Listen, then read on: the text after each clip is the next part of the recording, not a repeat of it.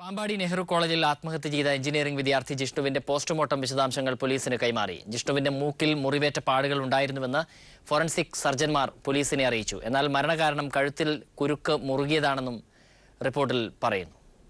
ജിഷ്ണുവിന്റെ മൂക്കിൽ പരിക്കുകൾ ഏറ്റിരുന്നതായി പോസ്റ്റ്മോർട്ടം നടത്തിയ ഫോറൻസിക് സർജൻ പോലീസിന് കൈമാറിയ പ്രാഥമിക വിശദാംശങ്ങളിൽ വ്യക്തമാക്കി. എന്നാൽ മരണകാരണം കഴുത്തിൽ കുരുക്ക് മുറുകിയതാണെന്ന് ഡോക്ടർമാർ വ്യക്തമാക്കുന്നു.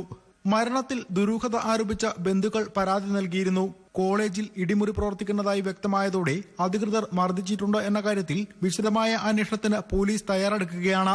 ജിഷ്ണുവിനെ ഇടിമുറിയിൽ എത്തിച്ച് മർദ്ദിച്ചിരിക്കാമെന്ന സംശയം കോളേജിലെ മറ്റു വിദ്യാർത്ഥികളും വ്യക്തമാക്കിയിരുന്നു.